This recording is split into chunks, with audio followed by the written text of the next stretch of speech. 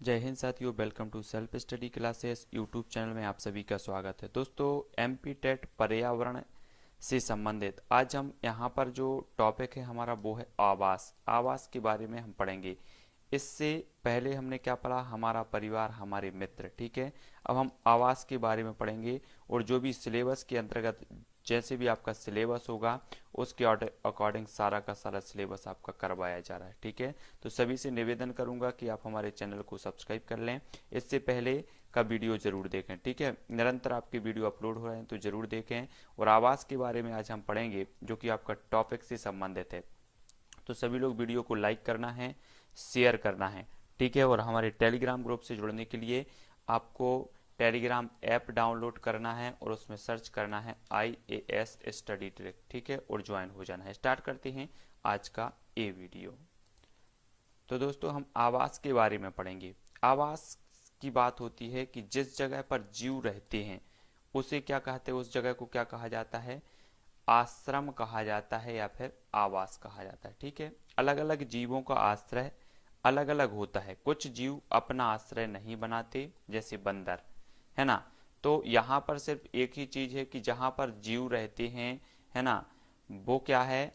उनका आश्रम है या फिर आवास है। जानवरों के आवास स्थान, तो जानवरों के आवास स्थान देख लेते हैं। यहाँ पर मनुष्य के घरों में रहने वाले जीव जंतु कुत्ता, बिल्ली, छिपकली, मच्छर, चूहा, ये सभी हैं। जंगल में रहने वाले जीव शेर, हाथी, हिरण, गैंडा, बाघ, मोर, चिंपांजी आदि बहुत सारे ऐसे जीव हैं जंगल वाले। पेड़ पर रहने वाले जीव बंदर, पांडा, सलात, लंगूर, पक्षी आदि ये पेड़ पर रहने वाले जीव हैं। पानी में रहने वाले जीव मछली, डॉल्फिन, व्हेल, बतख, सांप, मेंढक, मगरमच्छ, कछुआ, ये सभी पानी में रहने वाले, मतलब इनका जो आवास होता है वो पानी में होता है। इनका आवास पेड़ पर होता है, इनका जंगल में होता है, इनका जो है घरों में आवास होता है। तो ये अलग अलग प्रकार के जो है आवास इनके दिए हैं। जमीन पर रहने वाले कुत्ता, बिल्ली, गाय, भैंस, ये सभी जमीन पर रहती हैं। ठीक है, तो ये रहते तो सभी लोग हैं, लेकिन इस प्रकार से इसमें दिया है। जमीन के अंदर रहने वाले चूहा, सांप, चींटी, खरगोश और केंचुआ, ये सभी जमीन के अंदर रहते हैं। ठीक है, उभयचर, जो जीव पानी में और जमीन पर भी रहते हैं उन्हें उभयचर कहा जाता है। जैसे सांप, मेंढक और मगरमच्छ, ये पानी में भी रहते हैं और जो है पानी के बाहर भी रहते हैं, तो इन्हें कहा जाता है उभयचर जीव। कुछ जीव जंतुओं के विशिष्ट आवास देखते हैं। आवास भी पूछा जा सकता है आपसे। आपसे पूछा जाएगा कि शेर का आवास क्या है, तो उसे कहा जाता है मांद। क्या कहा जाता है? मांद। कुत्ता के आवास को कैनल कहा जाता है, कैनल। हाथी, हिरण, जेबरा के आवास को जंगल। मुर्गी का आवास दरबा। घोड़ा और गधा का जो आवास है उसे अस्तबल कहा जाता है। गाय बैल का आवास सायवान या फिर सैड कहा जाता है। चूहा, खरगोश, चींटी, सांप का जो आवास होता है उसे बिल कहा जाता है। पक्षी के आवास को घोंसला, है ना। सुअर के आवास को सुकरशाला या स्टाई कहा जाता है। मधुमक्खी के आवास को कहा जाता है छत्ता। तो इस प्रकार से किसी के भी आवास आपसे पूछे जाएंगे। आपसे आपके सिलेबस में है आवास, आपसे पूछ लिया जाएगा कि मकड़ी का आवास क्या है, तो आपको बताना होगा जाल। ठीक है, मनुष्य का आवास घर है। तो ये आवास आपको याद करने, सभी के आवास, कोई भी आवास आपसे पूछ लिया जाएगा। मानव आवास, प्रत्येक मानव के लिए घर एक मूलभूत आवश्यकता है। मकान गर्मी, सर्दी, वर्षा में हमें सुरक्षित रखता है। मकान में हमारे सारे कार्य संपादित होते हैं।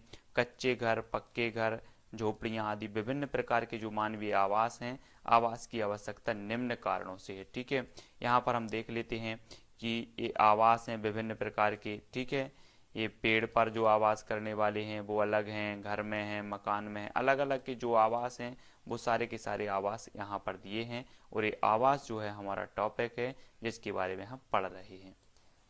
दिन भर के श्रम काम करने के बाद रात्रि में सुरक्षित स्थान पर शयन व विश्राम हेतु आवास उपयोगी है। जंगली पशुओं, चोर, डाकुओं व शत्रुओं से सुरक्षा हेतु, आर्थिक क्रियाओं द्वारा उत्पादित वस्तुओं के संग्रहण व अपनी संपत्ति की सुरक्षा हेतु, मानव की समस्त गतिविधियों के संचालन हेतु जो है आवश्यक आवश्यक है क्या? आवास। विभिन्न प्रकार के विशिष्ट मानव आवास देखो यहाँ पर दिया है। इग्लू, ये उत्तर अमेरिका के ग्रीनलैंड के आर्कटिक क्षेत्र के टुंडा प्रदेश में निवास करने वाली एस्किमो जनजातियों के आवास हैं। अब आपसे आपसे पूछा जाएगा कि इग्लू जो है आवास, ये कहाँ का आवास है, तो आपका उत्तर होना चाहिए उत्तरी अमेरिका का। ठीक है, इसमें इग्लू कौन सी जनजाति है, तो एस्किमो जनजातियों के आवास हैं ये। तो ये चीज आपको याद रख लेनी है। आवास से आपसे ये नहीं पूछा जाए कि आवास दे दिया है, तो आवास अगर आपका सिलेबस में है तो आपसे कुछ भी यहाँ से पूछा जाएगा। ठीक है ना। तो ये सारी की सारी चीजें आपको पढ़नी है। एस्किमो लोग जानवरों की हड्डी, खाल तथा बर्फ के सख्त टुकड़ों को जोड़कर इग्लू नामक गुंबद नुमा मकान बनाते हैं, जहां पर इनको कड़ाकेदार ठंड से बचाती है। युर्त युर्त जो किर्गिज जाति के ग्रीष्मकालीन आवास ये चमड़े के बने होते हैं। आपसे पूछा जाएगा युर्त आवास काय के बने होते हैं, तो आपका उत्तर होना चाहिए चमड़े के बने होते हैं। ठीक है, ये किस जनजाति के आवास हैं, तो आपका उत्तर होना चाहिए किर्गिज जनजाति के आवास हैं। ठीक है, तो यहाँ से आपको आवास के बारे में अर्स देखो। अर्स भारत में नीलगिरी की पहाड़ियों में निवास करने वाली आदिम जनजाति के लंबे बड़े ढोल की आकृति के घर हैं अर्स। बुशमैन जनजाति के आवास अफ्रीका महाद्वीप के कलाहारी मरुस्थल की आखेटक जनजाति बुशमैन सवन के लोग स्थायी व पक्के मकान नहीं बनाते। ये लोग मौसम की कठोरता और जंगली जानवरों से बचाव के लिए झोपड़ियां, गुफाओं या टेंटों में रहते हैं। ठीक है, तो ये चीज भी हमें देखनी है। पिग्गी जनजाति के आवास, तो पिग्गी जनजाति के जो आवास हैं पिग्मी शिकार पर निर्भर रहते हैं, अतः स्थायी रूप से घर बनाकर नहीं रहते। पिग्मी जंगली जीवों से सुरक्षा की दृष्टि से अपनी झोपड़ियां वृक्षों पर बनाते हैं। इनकी झोपड़ियां मधुमक्खी के छत्तों की भांति गोल बनाई जाती हैं। घर वह स्थान है जहां पर हम रहते हैं, है ना, और हमारा घर जो है हमारा जो घर है वो आवास कहलाता है। घर हमें सर्दी, गर्मी, वर्षा आदि से सुरक्षा प्रदान करता है। एक ऐसा समय भी आता था जब मनुष्य के पास आज की भांति रहने के लिए घर नहीं थे। वे पेड़ों की शाखाओं, घनी झाड़ियों, गुफाओं में रहते थे।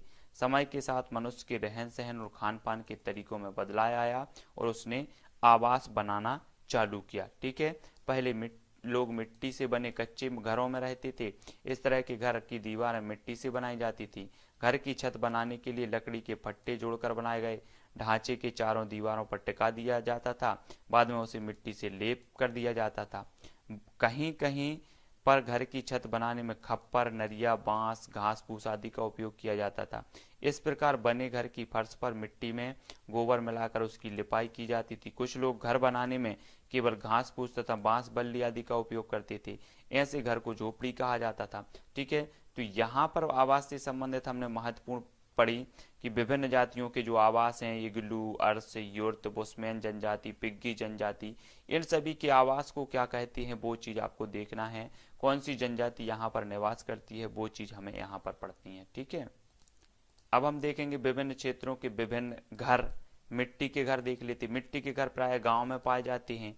मिट्टी के घर उन स्थानों पर भी पाए जाते हैं जहां गर्मी ज्यादा पड़ती है, जैसे राजस्थान। इन घरों की दीवारें मोटी होती हैं ताकि गर्मी अंदर ना आ सके। इन घरों की छत में नीम या कीकर की लकड़ी का प्रयोग किया जाता है ताकि कीड़े न लगने पाएं। इन घरों को कीड़े मकोड़ों से दूर रखने के लिए फर्श को गोबर से लीपा जाता है। तो ये मिट्टी के घर हो गए। फिर बात करते हैं बांस लकड़ी के घर, जो बांस और की लकड़ी से बनाए जाते हैं। इस प्रकार के घर उस क्षेत्र में बनाए जाते हैं जहां बहुत बारिश होती है। ये जमीन से 10-12 फुट ऊंचे बांस के मजबूत खंभों पर बनाए जाते हैं ताकि बाढ़ आने पर घर का कोई नुकसान ना हो।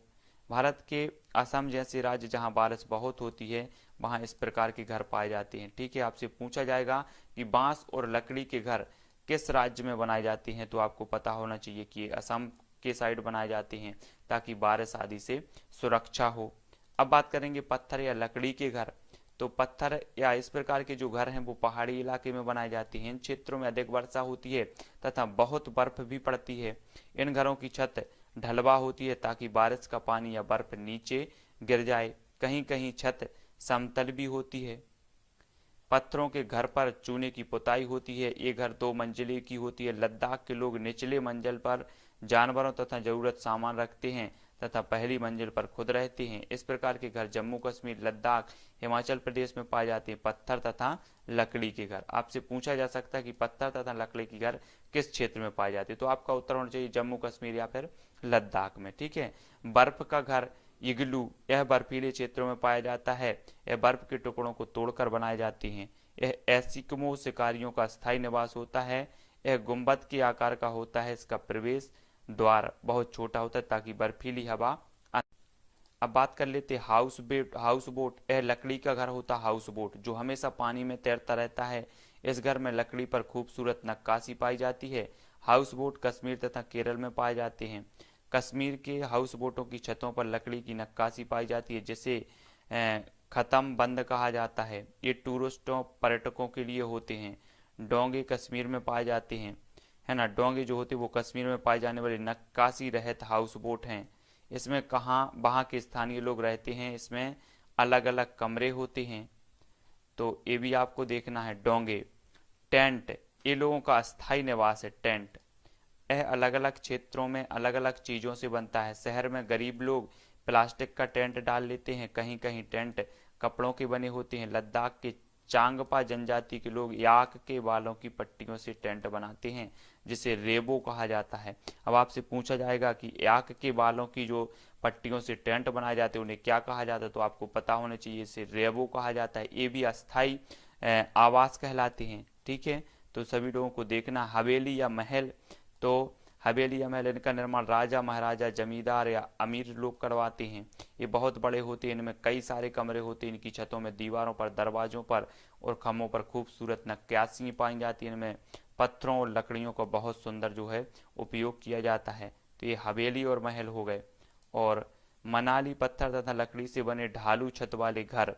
राजस्थान में मनाली में क्या पाए जाते हैं, पत्थर या लकड़ी से बने ढालू छत वाले घर। राजस्थान में मिट्टी के घर जिनकी छत कटीली झाड़ियों से बनी होती है। राजस्थान में, असम में बांस के खम्भों के घर बने जाते हैं। लद्दाख में पत्थर के बने घर, फर्श और छत्ते लकड़ी के बने होते हैं। तो अलग अलग जो राज्य हैं जो आपसे पूछे जाएंगे कि पत्थर या लकड़ी के घर कहाँ बने होते हैं, तो आपका उत्तर होगा मनाली में, है ना। और राजस्थान में मिट्टी के घर कहाँ बने होते हैं, तो राजस्थान में। असम के बांस के खम्भों के घर कहाँ बने होते हैं, असम में। पत्थर के बने फर्श और छत्ते लकड़ी के घर बने होते हैं, तो लद्दाख में बने होते हैं। तो ये चीज सभी को पता होनी चाहिए, ठीक है। अब दोस्तों कुछ क्वेश्चन है इसके संबंध में जो आपको बतानी है। किसी पर्वतीय क्षेत्र में प्रेक्षण करने पर यह पाया गया कि लोगों ने अपने घर पत्थर, मिट्टी, लकड़ी और चूने से बनाए हैं। यह घर 2 मंजिलें हैं। नीचे की मंजिल पर जानवरों को रखते हैं तथा जरूरत का सामान भी इकट्ठा करके रखते हैं। वह स्वयं पहली मंजिल पर रहते हैं। सभी घरों की छतें समतल हैं तथा इन्हें पेड़ों के मोटे तनों से बनाया गया है। यह पर्वतीय क्षेत्र नीचे दिए गए किस प्रदेश का भाग है, तो जल्दी से हमें बताना है। 4 विकल्प भी हमारे सामने मौजूद हैं। तो इस प्रकार के जो बनाए जाते हैं आवास, वो कहाँ बनाए जाते हैं, जम्मू कश्मीर। यानी कि जो विकल्प नंबर सी है वो इसका सही हो जाएगा। अब इस प्रकार से क्वेश्चन आपका पूछा जाएगा, ठीक है। और हमने पहले भी पढ़ लिया कि जम्मू कश्मीर के लेह में अपना जो है घर पत्थर, मिट्टी, लकड़ी से बनाते हैं तथा दीवार पर मिट्टी तथा चूने की पुताई की हुई होती है। यह घर 2 मंजिले होते हैं, जिसमें पहली मंजिल पर परिवार रहते हैं, नीचे की मंजिल पर जानवरों को रखते हैं तथा जरूरत का सामान इकट्ठा करके रखते हैं। सर्दी के दिनों में परिवार भी नीचे की मंजिल पर जानवरों के पास ही रहता है। नीचे की मंजिल में कोई खिड़की नहीं होती। इन घरों की छतें समतल होती हैं। छत को मजबूत बनाने के लिए पेड़ों के मोटे तने इस्तेमाल किए जाते हैं। तो ये चीज भी हमें यहाँ पर देखनी है। नेक्स्ट अगर हम बात करेंगे कि निम्न में से कौन सा पक्षी फैक्टस पौधे के कांटों के बीच अपना घोंसला बनाता है। मोस्ट इंपॉर्टेंट क्वेश्चन है। आपसे पूछा जाएगा कि फैक्टस पौधे के कांटों के बीच अपना घोंसला बनाता है तो कौन सा पक्षी बनाता है, तो वो बनाता है, कौन सा बनाता है, ए फाख्ता। फाख्ता पक्षी बनाता है। कैक्टस पौधों के कांटों के बीच अपना घोंसला फाख्ता पक्षी बनाता है। यह सामान्यतः कबूतर के नाम से जाना जाता है। यह जो है कोलंबी फार्म्स गढ़ या कोलबिंडी कुल का पक्षी है। अब आपसे पूछा जाएगा, फाख्ता दे दिया जाएगा, जब आप तो कबूतर नाम जानते हैं लेकिन यहाँ फाख्ता दे दिया जाएगा तो आप कंफ्यूज हो जाएंगे। तो ये फाख्ता जो है या कबूतर जो है, एक कैक्टस पौधे के कांटों के बीच अपना घोंसला बनाता है। आप सभी को याद रखना है।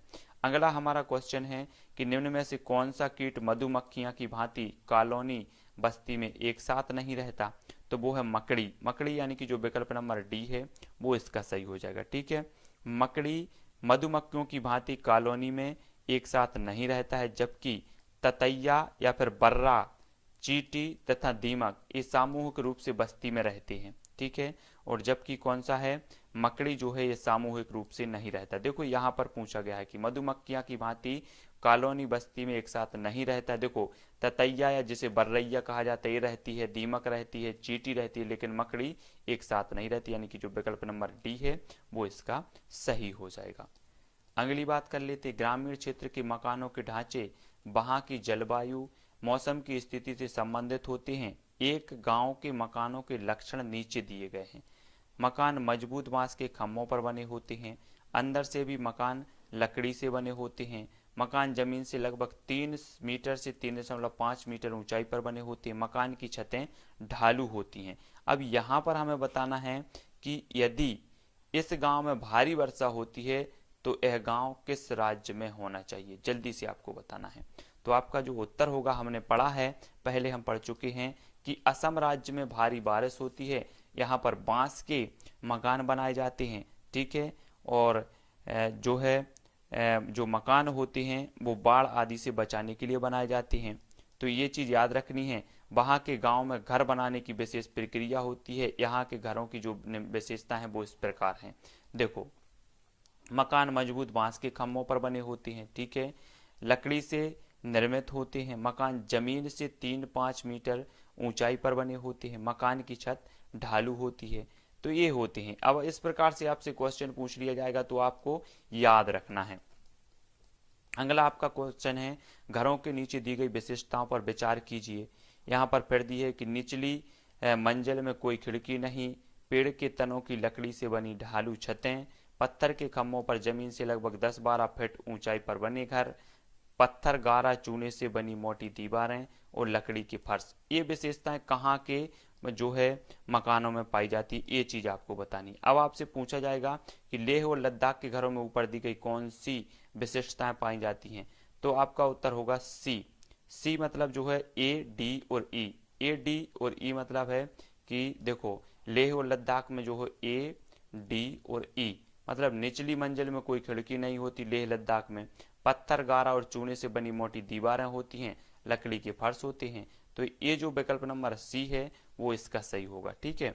देख लेते इसके बारे में।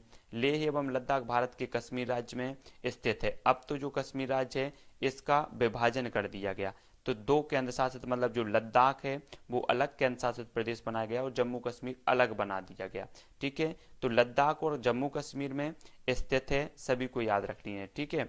जहां ठंड की अधिकता होती है, बर्फबारी भी होती है। यहाँ के घर मौसम अनुकूल बनाए जाते हैं। यहाँ के घरों की विशेषताएं होती हैं घरों की निचली मंजिल में खिड़कियां का होना, पत्थर गारा और चूने से बनी मोटी दीवारें और लकड़ी के फर्श। तो यहाँ से सिंपल से क्वेश्चन आपसे पूछे जाएंगे जो आप सभी को याद रखनी है, ठीक है। अब एक क्वेश्चन और पूछा जाएगा आपका, एस्किमो अपने घर इग्लू का निर्माण बर्फ से करते हैं, इसका कारण क्या है। अब आपसे पूछा जाएगा, इग्लू जनजाति जो है, इग्लू यहाँ क्या कहा जाता है, आवास को कहा जाता है। एस्किमो जनजाति का जो आवास होता है उसे कहा जाता है इग्लू, ठीक है। और ये इग्लू का जो निर्माण करते हैं वो बर्फ से करते हैं, इसका कारण क्या है आपको बताना है। बर्फ जो है ठंडी हवा और पानी को अंदर नहीं आने देता। बर्फ की दीवारें के बीच मौजूद हवा अंदर की गर्मी को जो है बाहर जाने से रोकती है। बर्फ मुफ्त में मिलती है। अन्य सामग्री की कीमत अधिक होगी।